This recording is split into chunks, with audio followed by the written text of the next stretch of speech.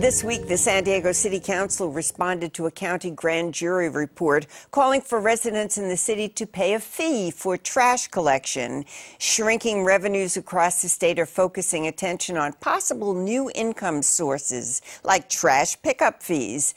But if you happen to live in one of the other 17 cities in the county where trash collection fees are the norm, you might be wondering why San Diego City residents don't pay for trash collection. And that's a story that goes back 90 years. KPBS Metro reporter Katie Orr is here to help explain it. So welcome back, Katie.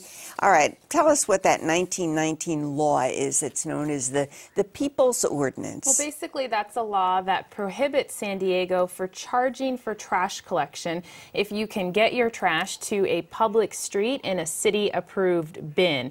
They started it in 1919 because a private company was handling the trash collection and then selling it to hog farmers, and basically it was viewed as profiteering, and they didn't want that to happen anymore. The city wanted the money, so they enacted this ordinance. So along comes our county grand jury recently and says, okay, it's time to put an end to that law and it's time to start charging for trash collection. What reason did the county grand jury give? Well, they said that the ordinance as it is now is unfair. In the 80s, it was amended so that the city could start charging some businesses, and people who lived in multifamily units like large apartment complexes could start, they didn't offer them trash collection anymore. And so those people had to pay for private service. So you have some people who live in single family homes and regular neighborhoods who get it for free. And then people who live in apartment complexes or businesses have to pay for their trash collection. When we talk about paying, so that means that the city of San Diego actually is paying for trash collection for most of the residences. How much does it cost the city? Well, it's estimated it's about 304,000 customers get this service for free, and it costs the city, the most common figure is $54 million, but there are some council members who argue it could be as high as $65 million if you figure in the cost of administration and the bins, so millions of dollars. Yeah, that's a significant percentage of our general fund, and then of course it had to go to the San Diego City Council to make some decision on that grand jury report, and what did they decide? Well, they basically decided to agree to disagree. There really isn't a consensus. The council members said that it comes down to a fundamental difference in their belief systems. Marty Emerald and Todd Gloria believe that the ordinance is unfair, but they are not coming out and saying that it should be repealed. It's kind of the third rail of San Diego politics. No one will come out and say we have to overturn it. Because? Well, because people probably would vote it down. No one wants to pay for a service that they're getting for free right now. So none of the politicians want to be the one to advocate for that because it will fail.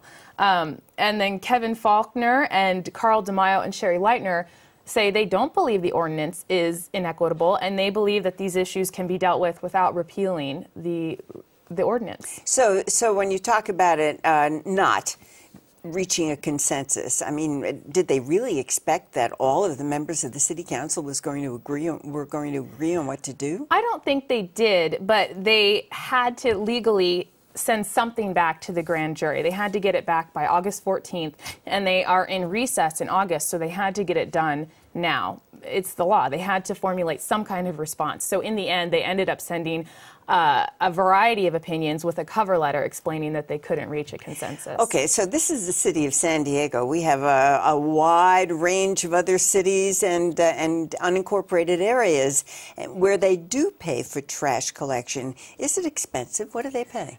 The fees range from about $14 to about $23 for residential customers. A month, yes. And then it's different for businesses. Those are higher fees. But citizens pay between $14 and $23 a month. Quite a difference between that and the city of San Diego. What's next? Well, they will send their report to the grand jury, but really, they probably won't take much action. They said if the people want to overturn this ordinance, then it's up to the people to get a ballot initiative going and take a vote on it. I wouldn't expect the council to do much on it if they're not required to. Okay, well, thank you very much, Katie Orr. Joining me now to talk about how trash collection is paid for in the city of San Diego is Ricky Young. He's the local government editor with the San Diego Union Tribune, and Miriam Raftery, editor of East County Magazine. Welcome to you both. Let's start with you, Ricky. Has the People's Ordinance, which was enacted almost 100 years ago, outlived its purpose?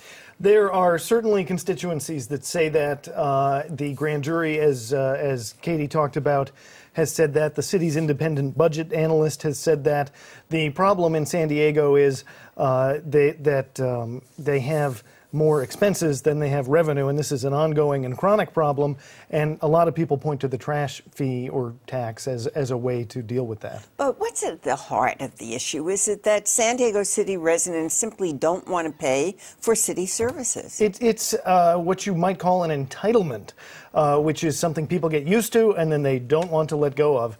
And, once you have free trash pickup, I don't think you'd want to pay for it, and I think that's sort of a natural tendency. All right, so Miriam, as someone who lives outside and works outside of the city of San Diego, what do you make of the argument that San Diego City residents already pay for trash collection by paying property taxes? Well, I was actually very surprised to hear about that, because out in East County, in our cities, we all pay for trash collection, an extra fee, and no one's ever thought anything of it. So I think that voters in San Diego have been getting an awfully good deal for an awfully long time out there. Right, but politicians haven't done anything about it either, Ricky. The city council basically agreed to do nothing about this. Does that show a lack of leadership, or is the council really saying, all right, we're going to let the people of San Diego lead us?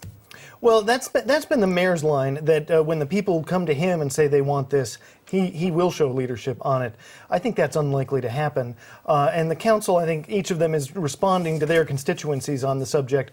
The Republicans in particular saying that the city needs to reform more of its pension and pay practices before asking the residents for more money.